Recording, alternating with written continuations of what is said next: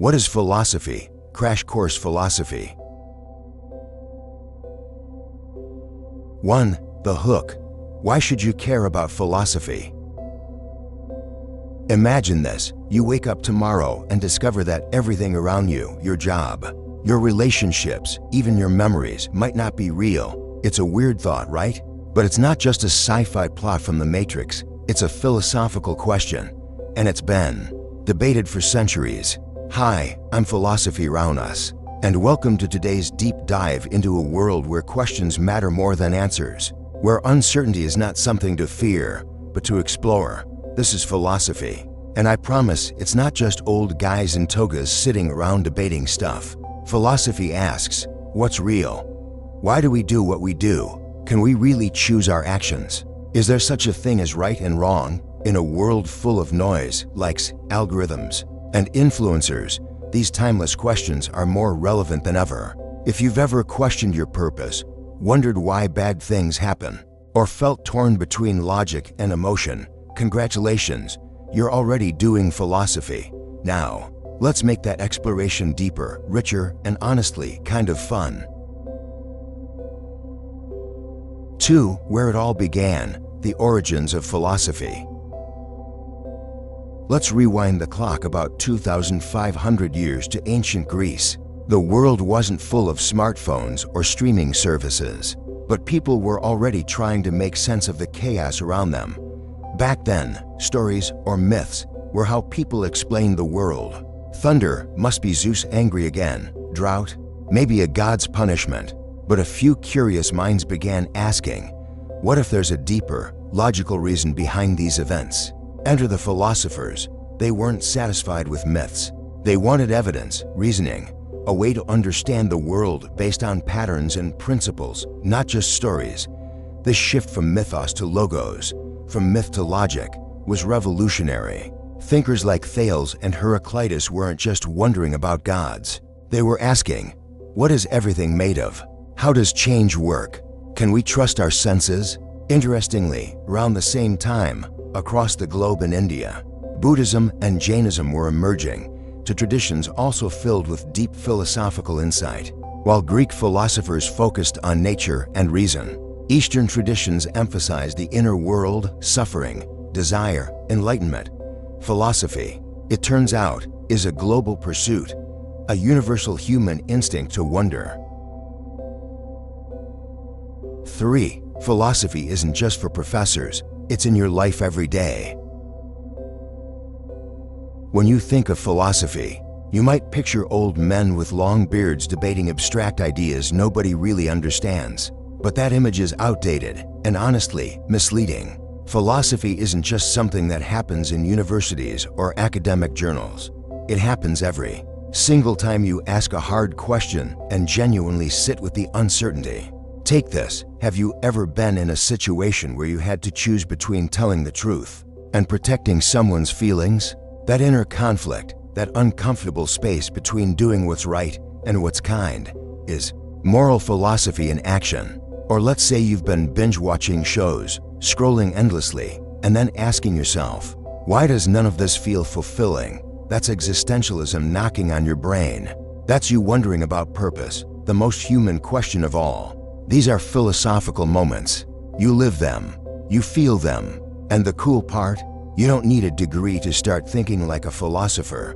You just need the curiosity to ask, and the courage to not have all the answers. For the Batman problem, identity and morality in pop culture. Let's step into the world of Gotham for a second.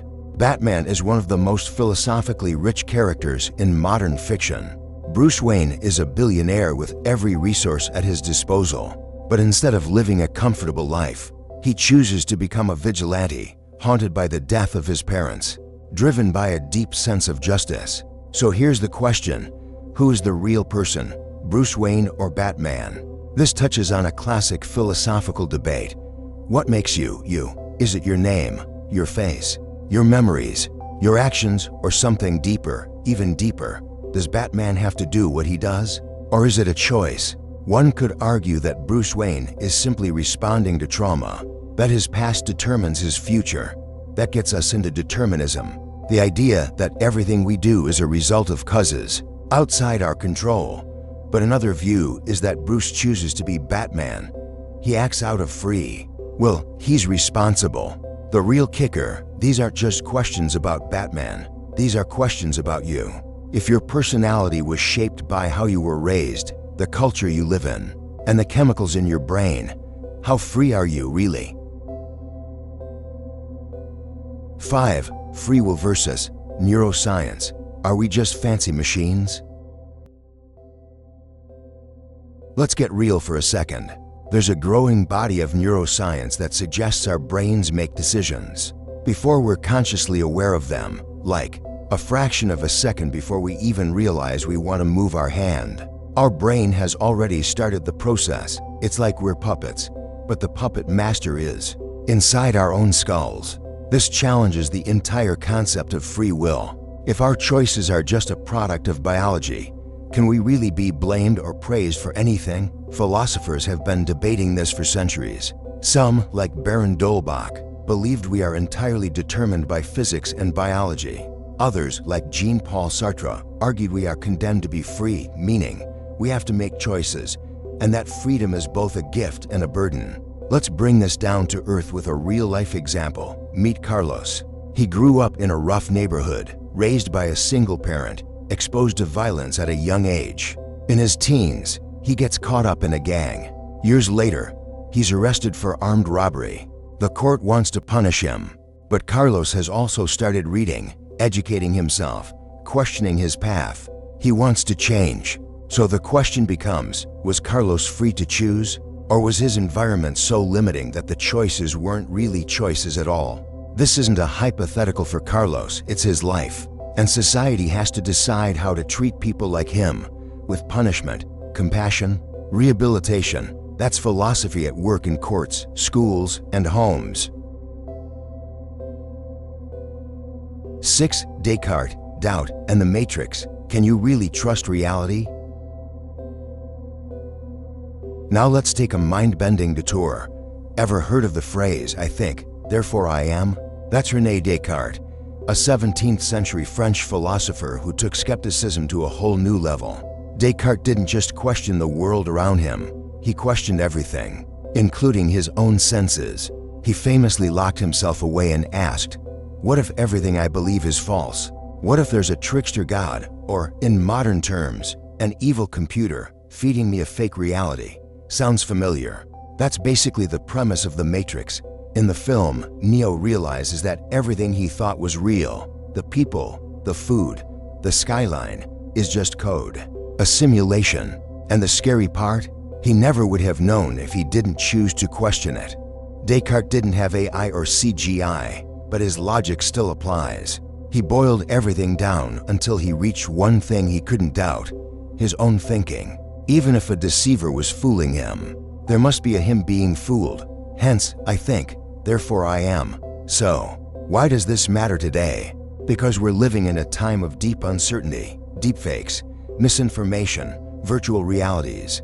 In an age where truth itself feels shaky, Descartes reminds us, questioning doesn't mean you're lost. It means you're searching for solid ground. Final takeaway: what philosophy really teaches us. So, what's the point of all this? Here's the truth. Philosophy doesn't give easy answers. Sometimes, it doesn't give answers at all. But what it does give is the power to ask better questions. It helps us, plus think critically when the world tells us to accept things at face value, plus find meaning in places we didn't expect, plus understand others, even when we disagree, plus, and most of all, understand ourselves. It's about slowing down. It's about looking again at things you thought you already knew. It's about daring to doubt and choosing to grow. Philosophy reminds us that we are not just passive observers of life, we are active participants. In meaning-making, we don't need to have it all figured out, but we do need to keep asking. So whether you're dealing with a tough decision, an identity crisis, or just wondering what it all means, philosophy is already there, waiting for you to pick it up and start the conversation. And maybe, Just maybe, that conversation can change your life.